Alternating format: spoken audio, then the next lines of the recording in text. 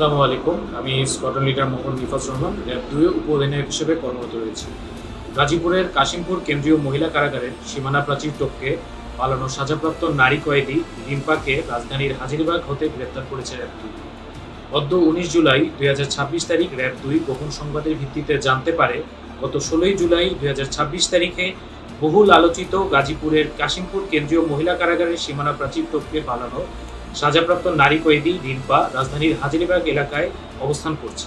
প্রাপ্ত তথ্যের ভিত্তিতে র্যাব ২ এর একটি আভিযানিক দল গত ১৯ জুলাই ২০২৬ তারিখ বিকেলে উক্ত এলাকায় বিশেষ অভিযান পরিচালনা করে আসামি রিম্পাকে দ্রুততম সময়ে গ্রেপ্তার করতে সক্ষম হয়। রাজধানীর ধানমন্ডি থানার একটা সিআর মামলায় ভ্রাম্যমাণ আদালত কর্তৃক ৩ মাসের সাজাপ্রাপ্ত হয়ে গত ৯ জুলাই ২০২৬ তারিখ হতে আসামি রিম্পা কাশিমপুর কেন্দ্রীয় মহিলা কারাগারে বন্দী রয়েছে। কারাগার থেকে পালানোর ঘটনায় কাশিমপুর মহিলা কেন্দ্রীয় কারা কর্তৃপক্ষ আসামি রিম্পার বিরুদ্ধে গাজীপুর মেট্রোপলিটন পুলিশ কোনাবাড়ী থানায় গত ১৭ জুলাই ২০২৬ তারিখ একটি মামলা দায়ের করে। কোনাবাড়ী থানার মামলা নং ১৫ তারিখ ১৭ জুলাই ২০২৬, ধারা ২২৪ পেনাল কোড। আটককৃত আসামির বিরুদ্ধে পরবর্তী আইনানুগ ব্যবস্থা প্রক্রিয়াধীন রয়েছে। ধন্যবাদ।